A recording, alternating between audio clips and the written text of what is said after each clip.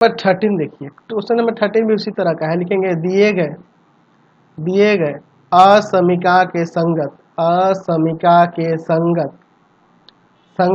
रैखिक समीकरण असमीकाओं के संगत रैखिक समीकरण ले लेंगे। 4x plus 3y equal to 60, दूसरा हो जाएगा y इक्वल टू 2x और तीसरा हो जाएगा x इक्वल टू 3। इसको लेने की जरूरत नहीं है, इसका मतलब ये है कि पहला क्वाड्रेंट, ठीक है, तो उसको नहीं भी लेंगे तो चल जाएगा। एक्स का वैल्यू 0 से बड़ा या 0 के बराबर और y का भी, तो यानी कि पहला क्वाड्रेंट और वो धनात्मक दिशा के अक्ष जो होंगे वो, ठीक है, उससे हमें लेने की कोई जरूरत नहीं है। असमीका के रूप में उसको ऐसे नहीं, उसको व्यवरोध कह सकते हैं। चलिए एक्स वाई, अगर मैं एक्स की जगह यहाँ 0 रख देता हूँ तो y का आ जाएगा 15 और y की जगह मैं 0 रख देता हूँ, नहीं x का 20 आ जाएगा ना। अगर मैं यहाँ y के जगह x की जगह 0 रखता हूँ तो ये आ जाएगा 20, 20 या 60 होता है ना जी। चलिए, और अगर मैं y की जगह 0 रख देता हूँ तो ये जाएगा भाग में, तो 15 आ जाएगा। चलिए, x की जगह 0 तो y भी 0। अच्छा, अब मैं काम करता हूँ, यहाँ पर x की जगह रख देता हूँ 5, ठीक है, x की जगह रखता हूँ 5 तो y का 10 आ जाएगा, क्योंकि अलग लेना होगा, क्योंकि यहाँ पे कांस्टेंट कुछ नहीं है x y वाले ही टर्म में। तो अगर मैं आपकी बार y की जगह रखता तो फिर x 0 आ जाता, तो गड़बड़ हो जाता, ग्राफ नहीं बन पाता, इसलिए ऐसा कोई दूसरा डिफरेंट हमें डिजिट लेना पड़ा है, ठीक है। चलिए देखते हैं, अब इसका थोड़ा पहले ग्राफ बना लेते हैं, फिर उसके बाद हम लोग क्वेश्चन में बात करेंगे। एक्स डैश और वाई एंड वाई डैश, 5 10 15 20 ले लेते हैं। 5 10 15 20, 5 10 15 20, -5 -10 -15, माइनस में कोई जरूरत नहीं है ज़्यादा की। 0 और 20 ये हो जाएगा 0 20, 15 0, चलिए 15 0 यह हो जाएगा। देखो ये 5 10 15, तो 15,0 यह हो जाएगा। इन दोनों से होकर जाने वाली रेखा आप खींच दीजिए पहले।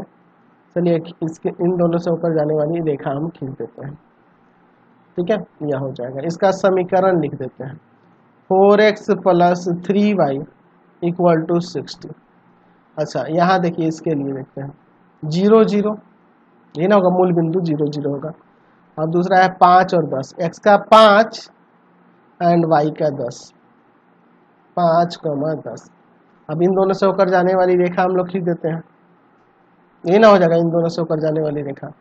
अच्छा, रेखा ये भी डार्क ही होंगी, कोई दिक्कत नहीं है, ठीक है।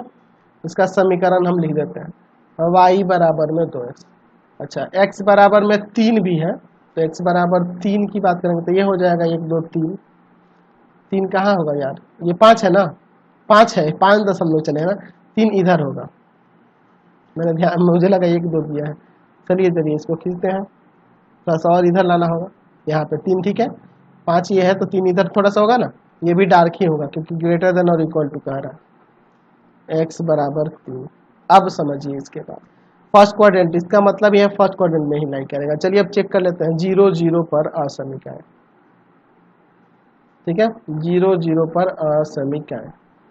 ये देखिए 4x plus 3y is less than equal to 60, तो यहाँ पे 0, 4 इंटू 0 0 ही आएगा और 3 इंटू 0 भी 0 ही होगा, यानी कि 0 इज लेस देन इक्वल और इक्वल टू 60, बिल्कुल सत्य है। दूसरा 0 0 पर नहीं चेक कर सकते हैं, इसको नहीं कर सकते हैं, इसको कर सकते हैं, x इज ग्रेटर देन और इक्वल टू 3, तो 0 पे करेंगे तो 0 इज असत्य है।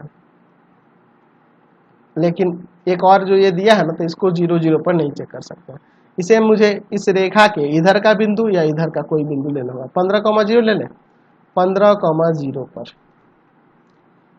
असमीका कौन सा लेते हैं, y इज ग्रेटर देन और इक्वल टू 2x, तो यहाँ y का वैल्यू रखना है ना, आपका y का वैल्यू है 0 और x का वैल्यू होगा यहाँ पर 15, 15 दूना 30 हो जाएगा, तो 0 बड़ा है 30 से, असत्य है ना, ये असत्य है, यह असत्य हो रहा है। चलिए देखिए, अब समझिए, यहाँ पर यह पहला वाला सत्य हो रहा है, पहला वाला सत्य हो रहा है, यह वाला सत्य है, यानी कि इस रेखा के अंदर, और यह वाला इस बिंदु पर असत्य हो रहा है, यानी कि इसके विपरीत, यह असत्य हो रहा है तो इसके विपरीत इधर वाला हिस्सा रंगना होगा, यानी इसके इधर, इसके अंदर, और ये असत्य हो रहा है 0 पर, 0 0 पर असत्य, यानी कि इसके विपरीत, यानी इससे बाहर, तो इस रेखा के बाहर, इसके अंदर और इसके इधर, तो यानी कि यही वाला ना एरिया होगा, यही वाला हमारा सॉल्यूशन एरिया हो जाएगा। यह वाला छोटा सा जो हिस्सा है ना, यही इसका सॉल्यूशन एरिया हो जाएगा। समझ गए ना, कोई दिक्कत नहीं है। चलते हैं अगले क्वेश्चन पे। चलिए।